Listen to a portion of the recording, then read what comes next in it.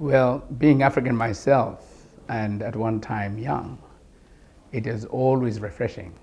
Um, Wonderful reminiscences one can, relate to as I meet with, talk to, get to know, and be inspired by the people I meet here. This is an oasis of creativity, ingenuity, and freshness. It's wonderful. In Botswana, we are faced with the challenges that many nation states are faced with.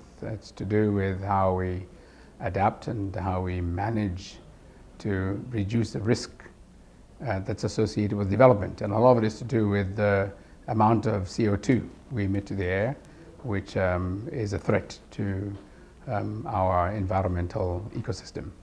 And so in Botswana, what we have chosen to do is develop a new climate policy in 2021. But we've actualized the policy because we've got a plan to it. Part of the plan is a commitment to make sure that we increase our uptake and use of clean energy technologies. And so part of our deployment has been to, our determination has been to increase such from 2% to 5%, but then particularly with the area of electricity generation, we've been heavily dependent on thermal power production, which uses a lot of coal because we have abundant coal reserves, and that's what we use for our base load production, which drives our domestic economy and drives our industrial agenda. And the advantage of geography has been that Botswana finds itself being in a location that presents some of the best solar irradiation positions in the world.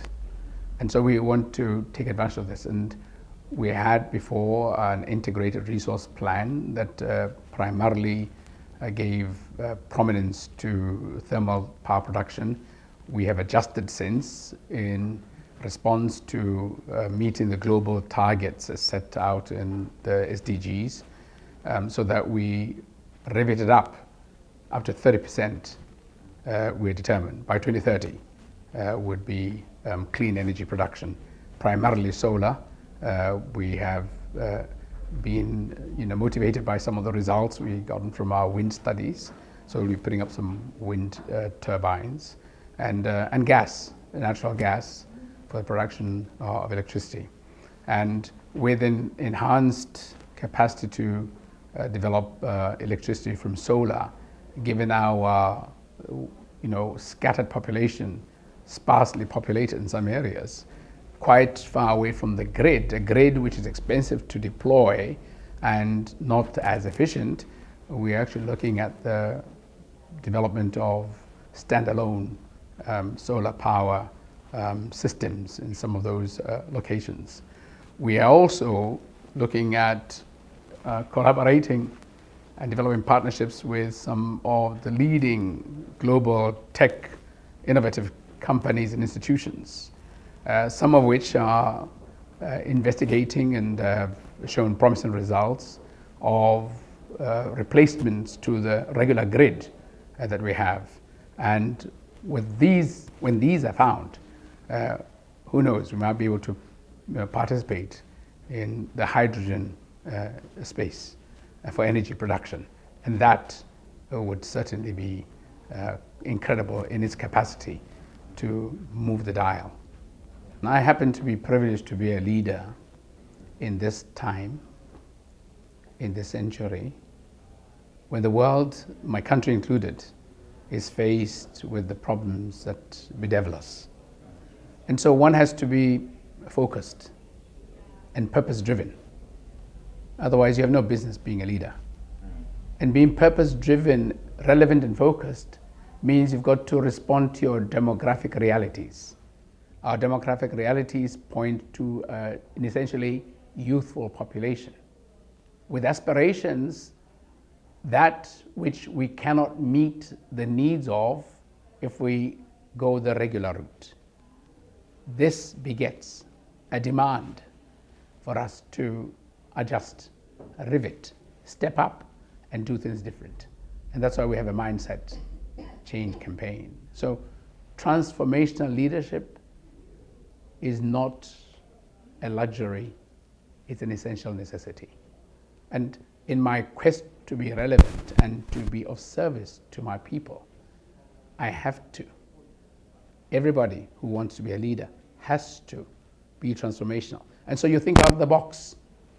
And in thinking out of the box, to meet the essential needs of ensuring that you respond to your demographic realities, inclusion as consistent with the SDGs is an imperative. And inclusion, by definition, lexically, would mean making sure that those who have never had, not have less of, inadequate of, come into the mainstream. And it's basic economics. If you want to grow the pie, you stand on deck working. That's inclusion. So if you look at the strands of whatever way in which you want to look at the definition of inclusion, you have got to step up and do things fundamentally differently. And that's why it's important as a leader to re-look at everything and question it. Be inquisitive, have an inquiry mind, and challenge.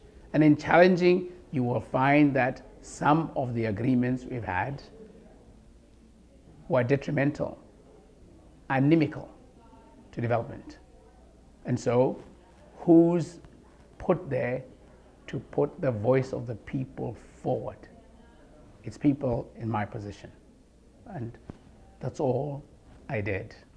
And two, with respect to power generation, one of the things that I believe very strongly in is we're never going to get economic inclusion without deployment of electricity to the people.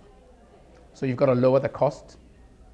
So you've got to challenge the means by which the cost is arrived at. That's a unit cost. You've got to make sure there is social justice, where there's compensatory financing for those who can't afford, through policy, and part of policy would be fiscal policy.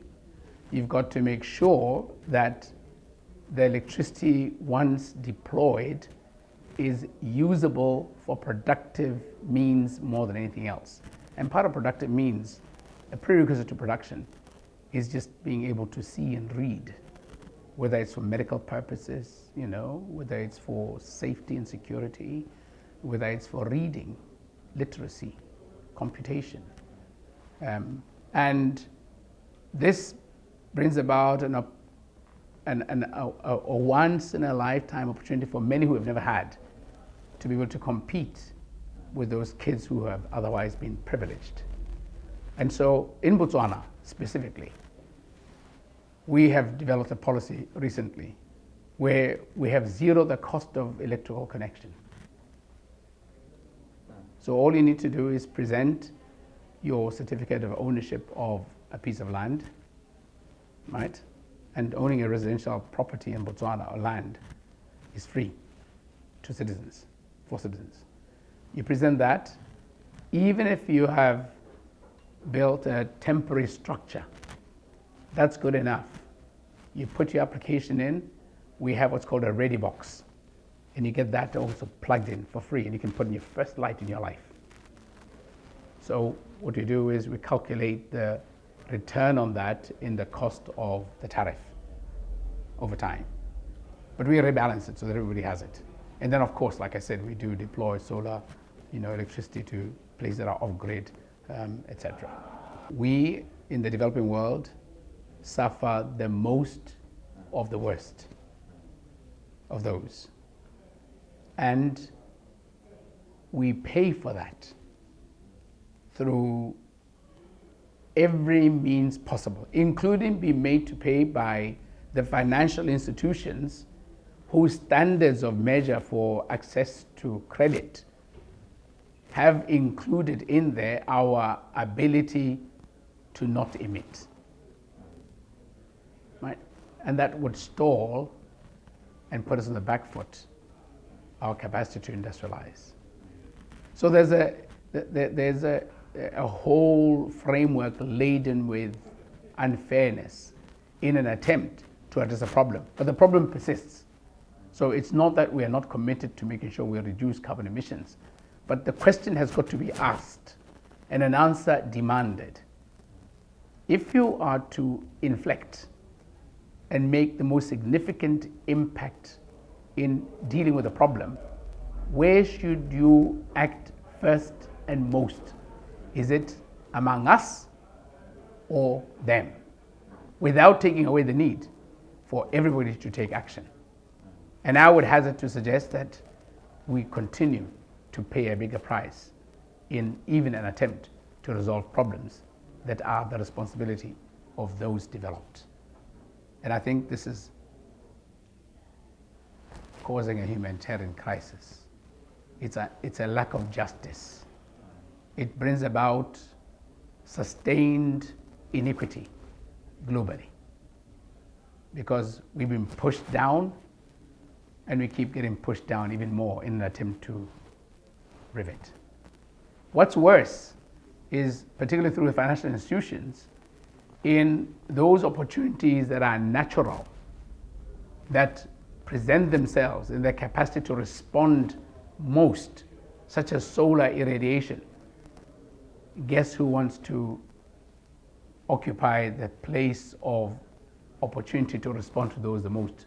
It's not our financial institutions, it's not our countries, it's some of it through borrowing and some of it through supposed assistance on a bilateral nature that would result in the ownership of those inventions and their use being off-boarded and not with us. And I reject that notion. I think it's a colonizing notion. It doesn't matter how long it takes us, we will wreck our brains and you will popularize our thinking and we will respond in ways that make us relevant and be equal at the table of solutions of the world. Well, there are a number of opportunities, none of which in and of themselves is sufficient. And so we look beyond state parties, in my view, because our states remain small, vulnerable, and uninfluential in the larger scheme of things. But the non-state actors, such as you, in the media, in the framing of the question and challenge, not just in the South, but particularly in the framing of this challenge in the North, is what's going to make a difference. So more than even the state entities, you and your colleagues in the media have a massive democratizing role to play.